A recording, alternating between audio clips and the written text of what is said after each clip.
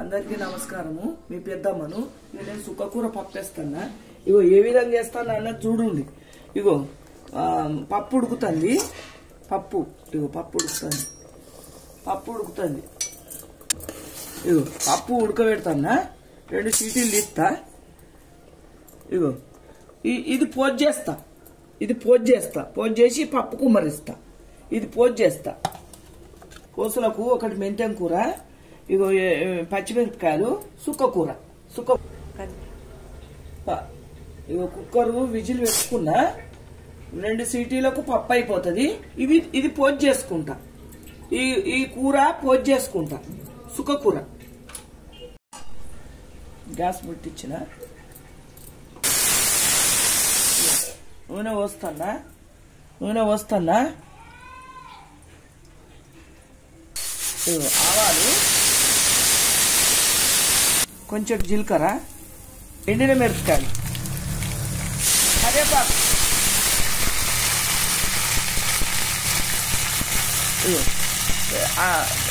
ఇది ఎల్లిగడ్డ, జీలకర్ర దంచింది కొంచెం. ఇగో పచ్చిమిరపకాయలు, కొంచెం మెంతి కూర,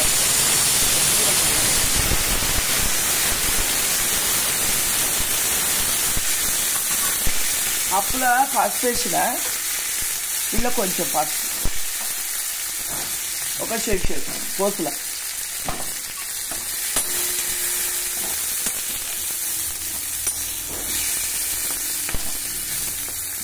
కోలాలి మంచిగా. ఏదైనా కమ్మగుంటేనే మంచిగా ఉంటుంది. ఆకు సుక్కకూర. మీరోసారి చేసుకోండి గిట్లా. సుక్కకూర పోటు చేసుకొని పప్పు గుమ్మరించుకోండి.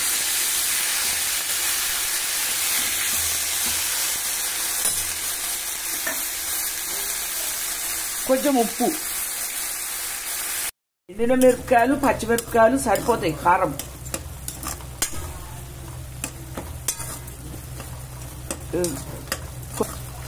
ఈ సుక్కకూరను కొంచెము మంచిగా నూనెలా వేయించుకోవాలి. ఇట్లా వేంపుకోవాలి. వేయించినాక మంచిగా వేంపుకున్నాక ఇక పప్పు గుమ్మరిస్తే కమ్మగా ఉంటుంది. కొత్తిమీర లాస్ట్కి వేసుకోవాలి. చింతపండు వేసుకోవచ్చు. మేము చింతపండు కొంచెం తక్కువ తింటామని చెప్పినా కానీ టమాటా వేసుకోవచ్చు. మేము వేస్తలేము, ఇట్లా చేస్తాము. ఒకసారి అట్లా చేసుకుంటాం. ఇట్లా మరి చింతపండు తినేటోళ్ళు వేసుకోవచ్చు. ఇలా పులుపు ఉంటుంది. ఈ సుక్కకూరలా పులుపు ఉంటుందని నేను వెయ్యా. కొంతమంది తినేటోళ్ళు చింతపండు వేసుకోండి. పుల్లగా తినేటోళ్ళు. మాకు ఈ పులుపు మస్తు. ఈ చింతపండు బాగా తినా అని చెప్పి చూడు. ఆపరేషన్ అయిందమ్మా. చింతపండు చాలా తినా. ఆపరేషన్లు అయినాయి. చింతపండు బాగా తినా. పెరుగు తింటా. పెరుగు పోసి కూడా చేస్తా నేను. కొన్ని కూరలు చూపిస్తా. ఈ విధంగా కావాలమ్మా. ఈ విధంగా కావాలి. ఈ విధంగా అయినాక మంచిగా పప్పు ఇళ్ళ గుమ్మరిస్తే కమ్మగుంటది. కొత్తిమీర వేసి దించాలి. మేము ఈ విధంగా చేసుకుంటాం. కమ్మగుంటది. ఇక అన్నేసి పెద్ద వాటికి అన్నేసి పోసు పెడతాం. ఇక చిన్న వాటికి మేము చేసుకుంటాం. ఇట్లా పప్పు అయింది.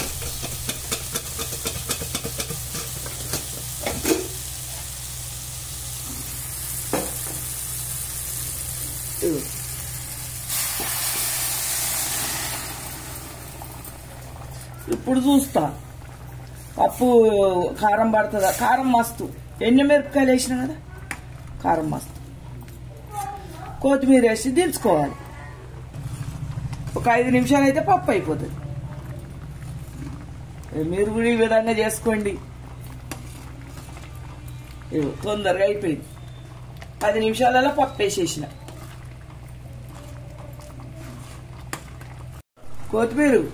కొత్తిమీర వేస్తానమ్మా.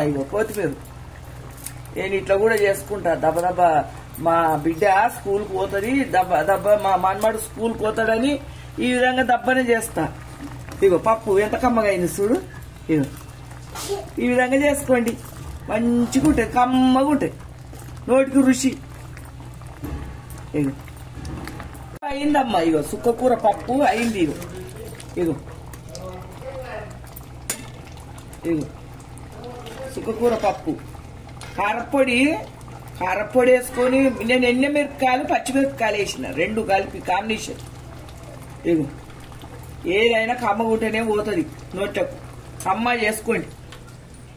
ఇగో సుక్కకూర పప్పు ఇగో రెడీ అయింది. మీరు కూడా చేసుకోండి. కమ్మగా కమ్మగుంటది. సుక్కకూర పప్పు అయింది.